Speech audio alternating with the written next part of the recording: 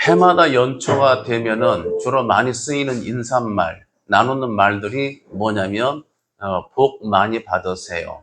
한국 사람들은 굉장히 이 복자를 좋아하는 것 같습니다. 그래서 우리가 알지만 옛날 어른들은 백인입에도 복을, 이불에도 복을, 숟가락에도 복자를, 그 다음에 문, 지방, 여기저기에 복자를 새겨 놓기도 했습니다. 이렇게 복을 좋아하는 우리 민족. 하나님께서 주시는 복이 진짜 복인 줄 믿으시기 바랍니다. 왜냐하면 하나님 주시는 복은 블레싱, 이거 굉장히 귀한 거거든요. 축복한다 하는 말로 쓰고 있죠. 그 다음에 두 번째로 잘 쓰이는 말이 뭐냐면 힘내세요라는 그런 문구입니다. 여러 가지 카톡이나 또는 뭐 전화, 문자 등등의 여러 가지로 복 많이 받으세요 다음에 쓰여지는 덕담이 힘을 내세요. 힘내세요. 힘을 내라고 하는 것이죠. 힘에는 뭐가 있을까요? 근력이 있습니다. 근력은 근육에 있는 어떤 섬유질을 이것을 수축시키는 그런 근육의 장력을 보통 근력이라고 합니다. 나이 들어서 근력이 약해지면 우리가 보행을 할 때도 넘어지기 쉽고 힘을 잃기 쉽습니다. 근력을 잘 가져야 되는데, 근력과 비슷한 말은 체력이라는 말을 쓰죠. 신체적인 그런 피지컬한 능력을 말하고 있습니다. 또 하나 쓰는 것은 지력, 어떤 사물을 분별하고 파악하는 그런 인지적 능력을 지력이라고 하고, 또 사람들이 좋아하는 재력이 있죠. 이거는 경제적인 차원, 재정과 물질을 내가 소유함으로 행사할 수 있는 그 힘의 정도, 재력이라고 합니다.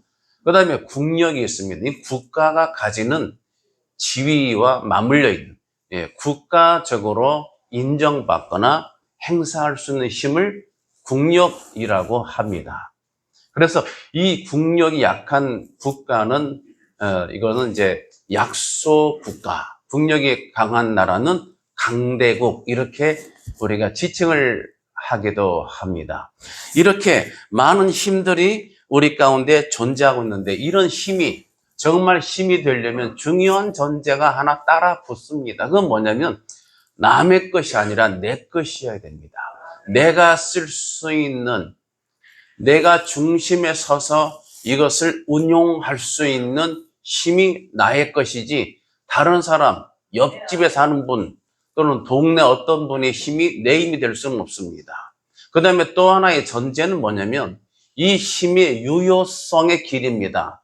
잠깐 쓰고 마는 것, 건전지로 말하면은 그 성능이 안 좋고 싼 건전지는 금방 닳아버려요. 그래서 교회 입구에도 자동 그 현관문 거기에 배터리가 들어가는데, 우리 집사님이 그러시더라고. 배터리 그 다이소 거 말고 좀 좋은 거를 쓰셔야 된다고. 일리 있는 말씀이에요. 그러니까 힘을 쓰긴 쓰는데 반짝하고 사라져버리는 힘을 힘이라고 하지 않습니다. 시간이 지나도 변치 않을 수 있는 힘이 진짜 힘인 것입니다. 그런데 이 땅에 있는, 이 땅에 존재하는 우리가 보고 듣고 겪는 힘들은 대부분 요 제한점에 갇혀 있는 것들이 많습니다. 시간이 경과하면서 효력을 잃어버리는 힘들이 이 땅에 허다하다고 하는 것이죠. 성경에서는 요한 1서 2장 17절에 이 세상의 것들은 다 지나가고 마는 것이라고 성경은 우리 가운데 가르치고 있습니다. 그래서 성경에서는 이렇게 지나가고 마는 것을 생물화학적으로는 변질 또는 부패한다고 하죠. 그래서 사도 바울은 이 부분을 고린도전서 15장 33절에서 이렇게 이 부분을 가르쳤습니다. 이 썩을 것이, 이 땅에 지나가는 것, 있다가 없어지는 것, 잠시만 힘을 쓸 수밖에 없는 것들은 지나가고 이것은 부패하고 변질되는 것인데, 이것을 뭐라고요? 썩어질 것이라고 말합니다. 그래서 사람들이 욕할 때 이 썩을 놈 할 때 성경적인 욕이에요. 우리는 다 육체는 썩어지는 겁니다. 또 주의 종들한테 주의 종인지 모르고 이런 빌어먹을 놈 하면 그것도 맞는 얘기예요. 하나님께 빌어서 우리가 복을 받기 때문에 이것은 이제 우스갯소리였습니다. 그래서 이 썩어질 것들이 중요한 것은 반드시 썩지 아니할 것을 입겠고, 할렐루야. 자, 이것이 사도 바울이 깨달은 놀라운 진리입니다. 우리는 썩게 되어 있는데 이 썩을 것이 썩지 않을 것을 입는다는 것이죠. 자력으로 바뀌어진다가 아니라 썩지 않을 것을 입습니다. 매 주일마다 정결한 의의 옷을 우리 하나님이 입혀 주실 때에 그것을 취할 수 있는 복된 예배자 되시기를 예수님의 이름으로 축복합니다. 이 세상엔 지치고 권하고 여러 가지 오염된 죄와 얼룩된 많은 것들이 모두 온다 하더라도 이것을 가지고 그대로 교회에서 풀어내면 안 됩니다. 여러분, 하나님께 풀어내시고 하나님이 임금이 예비한 예복을 갈아입는 예배자가 진정한 예배자예요. 그래서 세상의 것을 가지고 여기서 이것을 계속 연장선으로 해서는 안 되는 것을 기억해야 됩니다. 그래서 하나님 앞에 썩을 것인데 썩지 않을 것을 입게 되는 놀라운 신비, 이것은 이론으로 되지 않기 때문에 이것은 겪지않은 몰라요. 그래서 기독교를 체험의 종교라고 할 때는 이런 범위를 말하고 있는 겁니다. 그래서 이렇게 이 썩을 것이 썩지 않을 것을 입는 이것이 힘이 되는 줄 믿으시기 바랍니다. 그래서 이것을 말하자면 우리가 바라는 소망을 신년 초에도 많은 목표와 소망이 있을 터인데 이 소망을 썩지 않을 것에, 즉 영원하신 생명의 하나님께 소망을 두시고 거기서 힘을 얻는 신앙이니 진짜 힘을 가진 바 되는 줄 믿으시기 바랍니다. 이렇게 하나님께 소망을 두고 거기서 힘을 공급받은 대표적인 신앙인이 바로 다윗입니다. 다윗은 육신으로서는, 썩을 육체로서는 굉장히 부실한 면을 가지고 있었어요. 어려서부터 그는 인정받지 못했고 형제들에게 나그네, 외인처럼 취급을 받았고 부모가 어릴 때 나를 소시적에 버렸다고 말을 하고 있습니다. 성장 과정에서 온전하게 정서적으로 내가 모든 걸 부족함이 없게 채우면서 자란 사람이 못 된다고 하는 것이죠. 사람마다 이렇게 성장기에 내가 필요한 것을 얻지 못했을 때에 이 결격의 사유들이 내 속에 남아가지고 뭐가 돼요? 상처가 되고 쓴뿌리가 되는 거예요. 그래서 환경은 옛날에 학교에서는 옛날 제가 학교 다닐 때 초등학교, 중학교 때 환경조사가 있습니다. 집에 전화기 있는 사람 손들어. 이름 좋고. 집에 무슨 TV 있는 사람 손들어. 냉장고 있는 사람. 이런 게 환경조사예요. 자, 그 당시 문교부에는 이런 거, 물리적인, 물질적인 전화기, 텔레비전, 냉장고, 이런 거 가지고 환경이라고 하지만 더 중요한 환경은 심리적, 내적 환경인 줄 믿으시기 바랍니다. 그 가정이 아무리 부유해도 가정의 풍파가 끊이지 않고 불화가 끊이지 않으면 그 자녀는 정서적으로 온전한 것을 채워가며 살 수가 없습니다.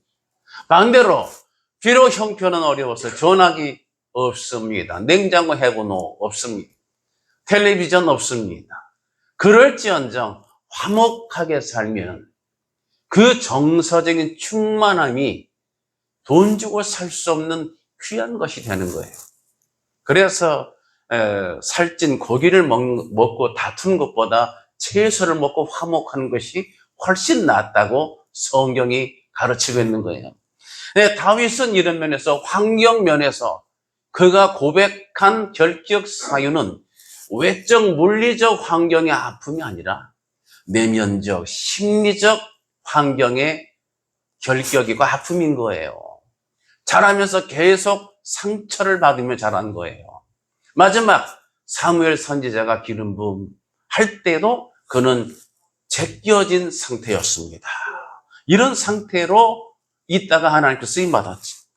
그런데 그가 육신적으로 자랑할 것이 별로 없다 하더라도 그가 가진 강력한 무기 하나가 있는, 이 무기가 골리앗을 쓰러뜨렸는데 이게 뭐냐면 하나님을 의지한, 하나님께 소망을 둔, 이것이 강력 울트라 캡숑 짱 그런 다윗에 가진 힘이었다고 하는 것입니다.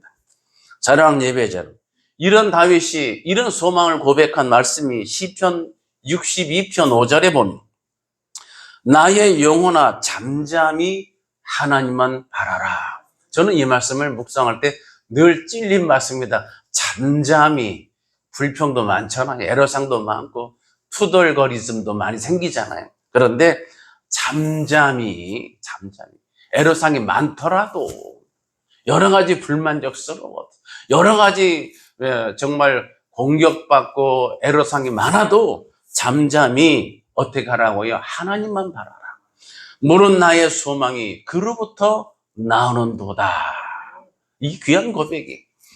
여러분, 이러한 다윗이 이렇게 하나님께 소망을 두고 하나님을 힘으로 얻는다고 할 때에 그 표현을 오늘 본문에서는 세 가지의 그런 전제로 설명을 하고 있습니다. 첫 번째는 하나님이 나의 반석이 되신다. 하나님이 나의 반석이 되신다. 이 락, 이런 락인데, 이 락, 정말 산 속에 있는 이 바위, 험산 줄령의 큰 바위. 저기도 교회 뒤쪽의 배경에 이런 험산 줄령의 사진을 뒤로 하고 배경을 이렇게 준비했습니다. 이런 이 반석, 이런 바위는 정말 넓고 크고 우람하고 든든하고 단단한 평평한 그런 큰 바로 돌을 가리키는 것인데, 영적으로는 안전하다, 견고하다, 확고하다, 이런 뜻이 항상 성경에서는 따라 붙습니다. 실제로 팔레스타인 지역에 산악이 많고 바위가 많습니다. 농사 지을 때도 돌짝밭이 많습니다. 그래서 돌을 이렇게 다 이렇게 골라내가지고 쌓아놓고 이것이 이제 축대가 되기도 하고, 그 옆에가 다니니까 사람이 길가밭이 되기도 하고, 이런 현상이 생기고, 돌을 다 못 캐는 데는 돌짝밭이 되기도 하고, 그 씨앗보다 먼저 잡초가 먼저 거기 점령을 했으면 이것이 가시덤불밭이 되는 겁니다. 이미 그렇게 모양새가 된데 농부가 씨를 뿌리지 않죠. 겉으로는 모르지만 이렇게 되는 거예요. 사랑하는 예배자 여러분, 이런 면에서 성경에 반석이 많이 나오는데, 아까 설명한 것처럼 이렇게 확고부동한 힘, 정말 믿을 수 있는 견고한, 내가 의지할 수 있는 그런 안전지대라고 하는 신앙적 의미를 깔고 또는 담고 있는 용어들입니다. 그래서 성경에는 이렇게 하나님께서 이스라엘을, 자기 백성을 보호하실 때에 그 안전한 그런 보호가 되신다는 뜻에서 이런 반석을 종종 사용을 했습니다. 신명기 32장에 보시게 되면 4절에 그는 하나님이죠.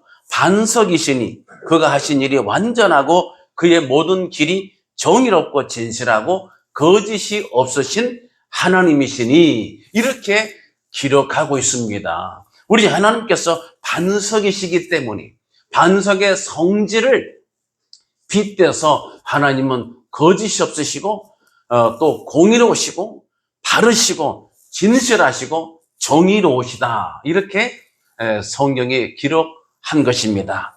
그 다음에 시편 71편 3절에서는 이렇게 말하고 있죠.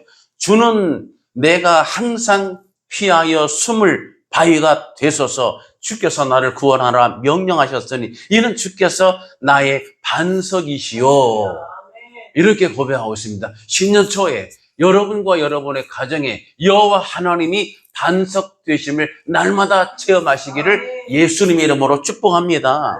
때로는 이 하나님께서 일반 자연 속에 있는 물리적 반석과도 연결될 때도 특별한 의미가 성경에 기록되어 있습니다. 반석에 물이 없잖아요.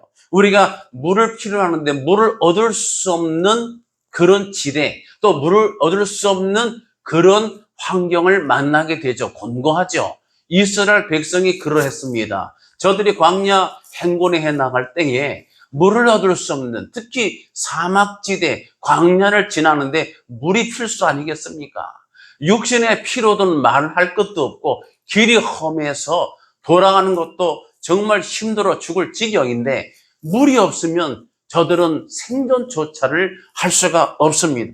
그런데 하나님께서 물 없는 반석에서도 물을 내심으로써 하나님이 어떤 분인가?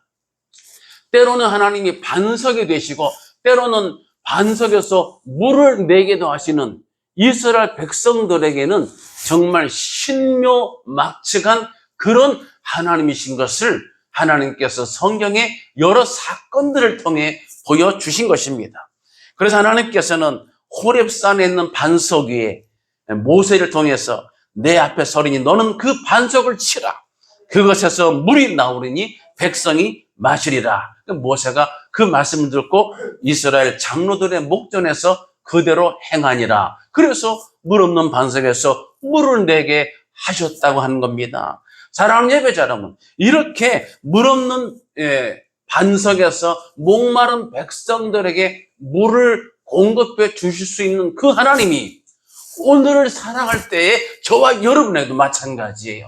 우리가 필요한 것, 내가 하나님, 나와 내 가정이 살아가려면 이것이 필요해요. 이것이 있어야 돼요. 내가 정말 주의를 하고 내가 정말 예배자로 세워지고 하나님 영광을 위해서 살아가기 위해서는 적어도 내가 힘이 있어야 돼요. 하나님 나에게 능력 주세요. 이렇게 필요한 것, 그러나 나에게는 없어서 갈한 것, 나는 꼭 있어야 될 요긴한 것이지만 내게 주어지지 못한 것, 채워지지 아니한 것 있을 때에 물을 낼 수 없는 반석에서도 물을 내시는 여호와 하나님께서 물을 내어 주실 줄 믿으시기 바랍니다. 그런 하나님, 이런 하나님이 신약의 예시가 됨으로써 성경에서는 우리 예수님이 정말 생명수를 내어 주시는 반석에 빗대어 소개하고 있습니다. 고린도전서 10장 3절 4절에 다 같은 신령한 음식을 먹으며 다 같은 신령한 음료를 마셨으니 이는 그들을 따르는 신령한 반석으로부터 마셨음에 이 그 반석은 곧 그리스도 신이라. 할렐루야. 바로 그리스도가 반석이시네요. 그리고 필요한 물을 반석에서 마셨다고 기록하고 있네요. 그러면 정답이 나오죠. 우리가 어떻게 살아야 될지 하나님이 말씀을 통해 보여주고 계시잖아요. 우리가 필요한 것들을 어디서 얻는다고요? 반석에서 나와서 마셨다고 기록하잖아요. 이 반석이 누구라고요? 예수 그리스도시라고 하는 겁니다.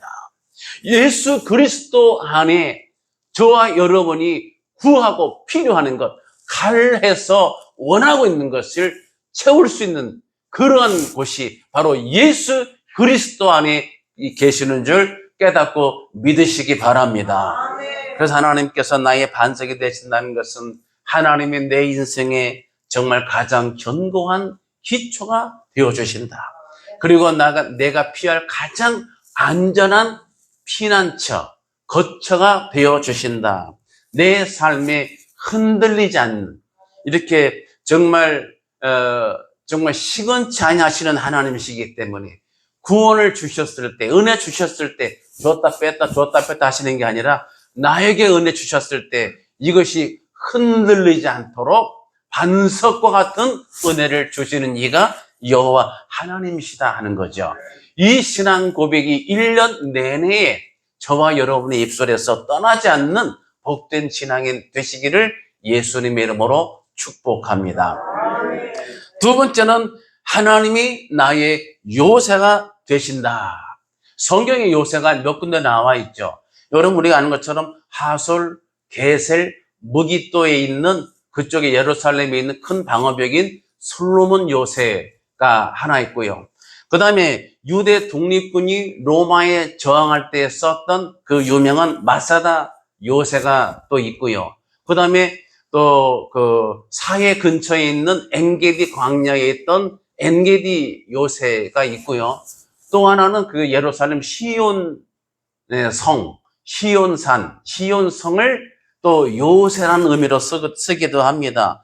원래 시온 자체, 이것이 요새란 말이 없는데 이런 그 시온도 성경에서 요새와 같은 특성으로 쓰여졌기 때문에 요새라고 이렇게 지칭하기도 합니다. 성경에서 요새는 메추다, 히브리어 메추다인데 이 메추다는 그물, 덫, 뭐 이런 의미를 같이 가지고 있어요. 먹잇감. 그래서 적을 딱 이렇게다가 그물로 싸기도 하고 또 먹잇감을 사냥하기도 할 수 있는 근거지를 제공한다. 그런 뜻인데 영어로는 포트리스, 강한 성체, 강한 어떤 외곽 또는 안전지대로서 포트리스가 있고요.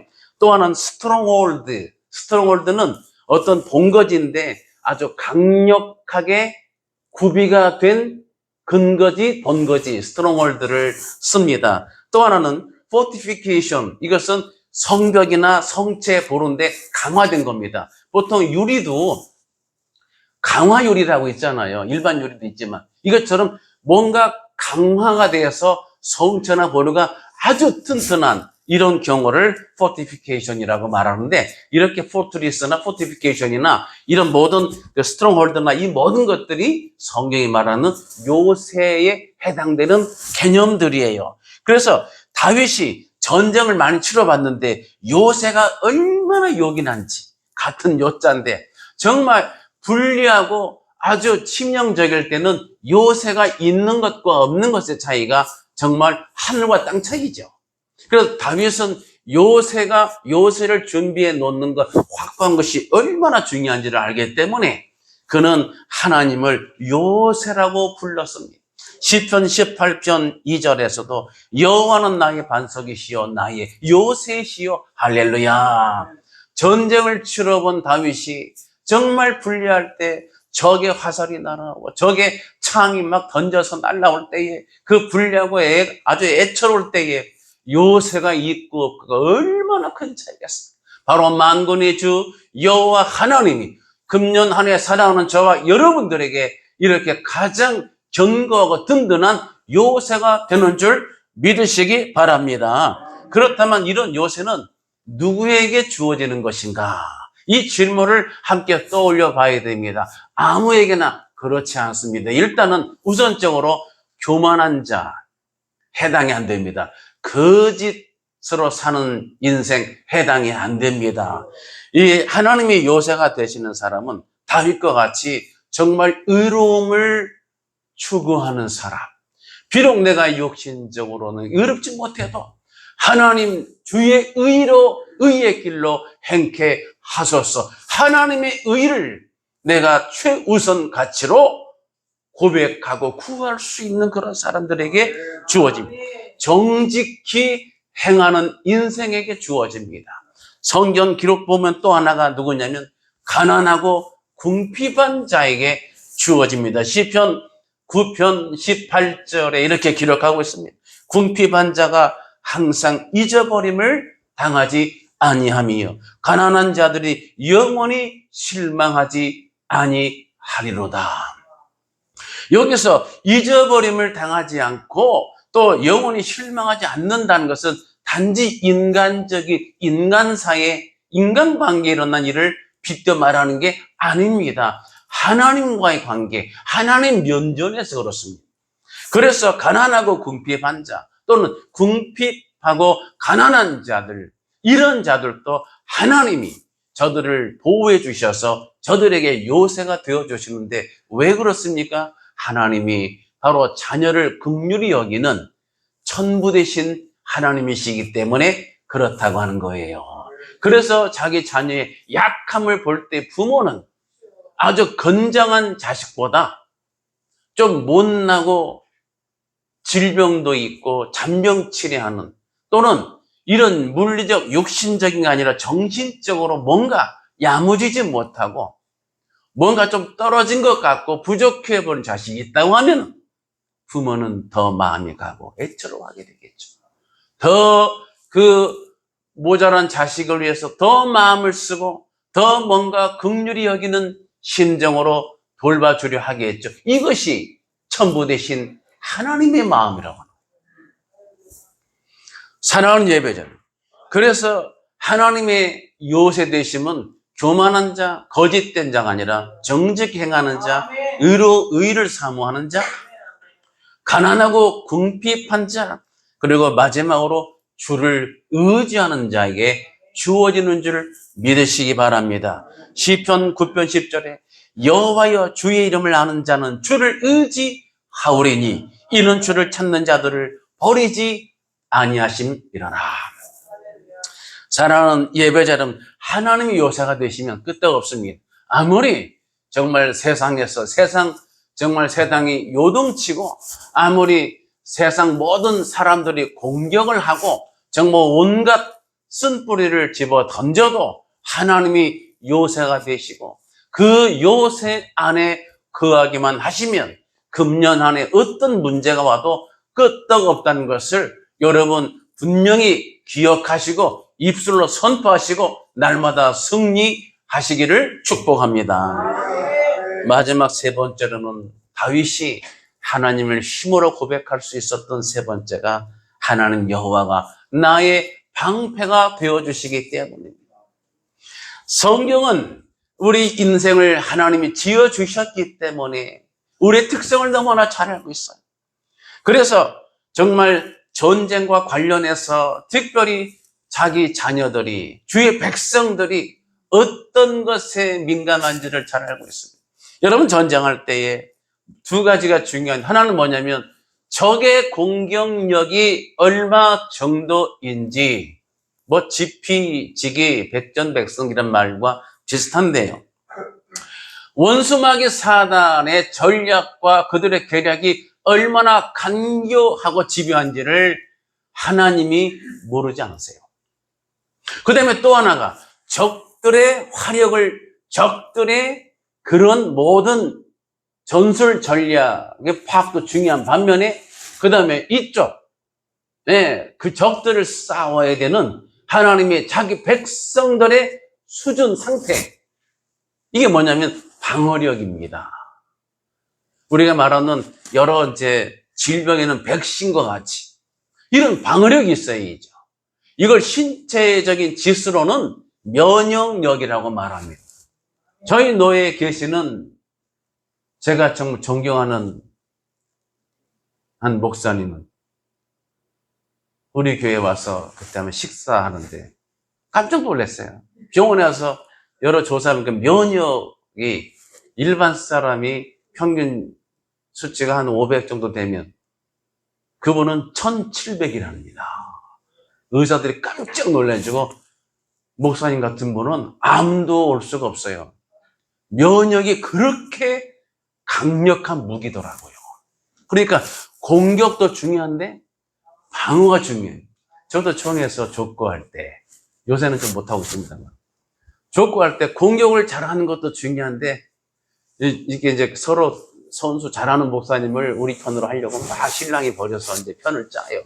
그런데 나중에 다 깨달았어요. 그게 뭐냐면 공격보다 더 중요한 게 수비를 잘 받쳐주는 수비수가 더 중요하더라고요.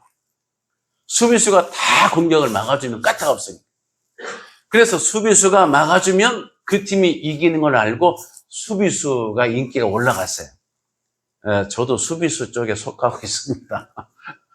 그런데 이 족구나 몸의 신체 면역도로 하는데 전쟁에서 이 다윗은 전쟁을 많이 치러봤잖아요. 그럴 때 실제적인 구체적인 도구는 방패이죠. 근데 재밌는 것은 성경에서 이 방패를 성경 헬라어로 투라우스라고 하는데 이 투라우스라는 게 재밌는 대목이 투라에서 나왔어요. 투라가 문입니다. 문에서 나온 방패라는 단어가 문과 연결되어 있네요. 그러면 여기서 퀘스천 마크가 생기죠. 왜 전쟁에 쓰는 방패가 문이라는 개념과 연결됐을까? 여러분, 이게 중요한 거예요. 왜 문과 연결되냐면 실제로 고대 근동에서 전쟁할 때 방패는 여러 형태가 있는데 조그만 문과 같아요. 거의 키와 비슷하게 이렇게 커가지고 들고 이렇게 몸을 수그리면 사람이 들어갔다 나왔다. 그 문 크기만큼의 크기를 가지고 있기도 합니다. 근데 문제는 문이 특성이 뭐냐면 방이나 어디 사무실이나 공간이나 들어오고 나갈 때의 그 출입구 아니겠습니까? 여러분 수도꼭지를 왜 만들었어요? 제가 학생들한테 물어보면 뭐 이렇게 틀기 위해서 만든 거 아니에요? 잠그기 위해서 만들었죠. 틀기 위해서 만들면 꼭지를 뭐로 만들어요? 그냥 관만 연결하면 나오는데 필요할 때 쓰고 필요하지 않을 때 잠궈두기 위해서 꼭지를 만드는 거죠.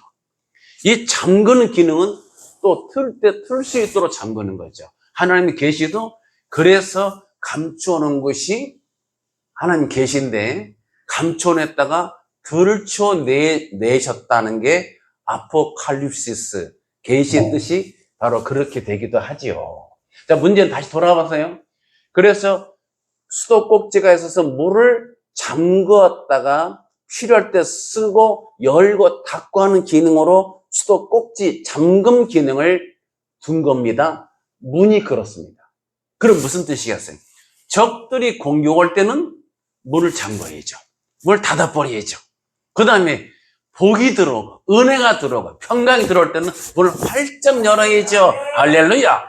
그래서 성경에는 그래서 의미 있는 표현이 나오는데 이사야 22장 22절 보면 엘리야김 거기 히스기야 때에 굳고 살림을 맡은 셈나의 교만함을 하나님이 책망하시고 셈나를 하나님 내치시고 그 다음에 엘리야김을 그 관리에 들어 쓰시도록 하시잖아요. 그때에 하나님 이런 말씀 주십니다.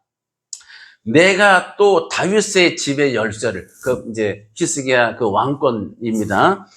예, 이렇게 다윗의 집의 열쇠를 그의 어깨에 두리니 이쪽 어깨에 두는 겁니다. 왼쪽 어깨에다가 이렇게 해서 몇 개 달리는 이게 이제 그 종의 직급이에요. 권한의 상징이에요. 예, 어깨에 두리니 그가 열면 닫을 자가 없겠고 닫으면 열 자가 없으리라. 할렐루야. 많이 들어봤죠? 바로 예수 그리스도가 그러시잖아요. 계시록 3장 7절 8절에 빌라델비아 교회 사자에게 편지하라. 거룩하고 진실하사 다윗의 열쇠를 가지신 곧 열면 닫을 사람이 없고 닫으면 열 사람이 없는 그가 이르시되 볼지어다 내 앞에 열린 문을 두었으되 능히 닫을 사람이 없으리라. 할렐루야. 예수께서 길과 진리와 생명 되시기 때문에 예수를 붙잡는 신앙인, 예수 이름을 내가 정말 믿고 의지하고 주로 고백하는 자에게는 열면 닫을 자가 없고 닫으면 열 자가 없는 그분, 다윗의 열쇠를 가지신 그분이 뭐라고요? 열린 문을, 내 앞에다가 열린 문을 두었다고 하는 거예요. 능히 닫을 사람이 없는 줄 믿으시기 바랍니다. 이 기가 막힌 은혜가 말씀 속에 있잖아요. 그 하나님이 열어뒀는데 어느 누가, 원수마귀 어떤 누가 예수 그리스도 안에 있는 하나님의 사랑에서 끊을 수가 있겠느냐 말이에요. 끊을 수가 없다. 바울이 그걸 깨달은 거예요. 그걸 깨달은 거예요. 그러므로 그리스도 예수 안에 있는 자에게는 결코 정죄함이 없다고 사도 바울이 이것을 확신할 수 있게 된 거예요. 그런 의미에서 방패가 문이 되는 줄 믿으시기 바랍니다. 적들이 나를 치고 공격하고 까고 부셔봤자 문을 열면 닫을 자가 없고 닫으면 열 자가 없는 그분이 딱 빗장 걸어 둬버리시면은 아무 일도 없는 줄 믿으시기 바랍니다. 이것이 힘이라니까. 이것이 사랑하는 예배자는 금년 한 해에 우리 주 예수 그리스도가 우리의 방패 되심을 믿고 하나님께 소망을 두시는 복된 예배자 되시기 바랍니다. 그래서 하나님 앞에 우리가 신앙생활할 때에 정말 예배할 때 오늘 또 찬양 때부터 은혜가 넘쳤는데 정말 주를 찬양하고 주의 성령이 내주하시고 은혜가 임하실 때에 문을 그때 닫으면 가장 미련한 자예요. 그때 문을 활짝, 입을 활짝, 가슴 마음을 활짝 열고 주를 찬송하시기 바랍니다. 또 말씀이 떨어지면 크게 입을 열어 아멘 하시기 바랍니다. 하나님이 은혜 부어주실 때 내 입을 크게 여시기 바랍니다. 그리고 악하고 더러운 수마귀가 공격해 오고 육신의 소리, 세상의 소리가 들려줄 때는 확 문을 닫아버리셔야 돼요. 나를 넘어지게 하고 시험 들게 하고 나를 정말 위축하게 하고 나를 정말 쓰러지게 하고 절망케 낙심케 하는 것들이 올 때는 빨리 분별하셔서 문부터 닫으시기 바랍니다. 그래야 돼요. 비가 오면 빨리 걷어야죠. 빨리 장독 닫든 열든지 해야죠. 그래서 사랑하는 예배자 여러분, 금년 한 해에 힘을 잘 분별해 쓰시기 바랍니다. 세상의 힘을 부러워하지 마시고요. 정말 하나님이 나의 반석 되시는 데서 오는 힘, 하나님이 나의 요새 되신다고 하는 고백에서 나오는 힘, 하나님이 나의 방패 되심을 잊지 않고 방패를 내가 줄 수 있는 힘, 신약에서는 이것을 믿음의 방패라고 하고요. 그 다음에 보혜사 성령, 보혜사, 이 페라클레이토스가 우리를 돕는 자, 조력자거든요. 영적 방패로 주셨어요. 이런 힘이, 이런 무게가 있음을 잊지 마시고 쓰시기 바랍니다. 금년 한 해 하나님께 힘을 둠으로써 넉넉히 모든 일에 이기는 자가 되시기를 예수님의 이름으로 축복합니다. 기도하겠습니다. 할렐루야. 영광과 존귀와 찬송을 살아계신 하나님께 올려드립니다. 하나님 여호와가 다윗의 고백처럼 나의 반석 되시며 나의 요새 되시며 나의 방패 되심을 이 시간 고백드리옵나이다. 금년 한 해에 이 신앙 고백 가지고 살게 도와주시고 이 믿음으로 날마다 이기는 자가 되게 다스려 주관하여 주시옵소서. 믿사옵고 예수님의 이름으로 간절히 기도드리옵나이다. 우리를 죄에서 구원하신 우리 구주 예수 그리스도의 귀하신 은혜와 하나님 아버지의 높고 크신 사랑과 성령님의 감동, 감화, 인도, 교제하심이 오늘 함께 예배하는 모든 예배자들 머리 위에와 저들의 가정 위에와 또 기도 제목 위에와 관계된 모든 일들 위에와 그리고 자녀들의 진로와 비전 위에 그리고 나라와 민족 위에 함께 있을지어다. 아멘.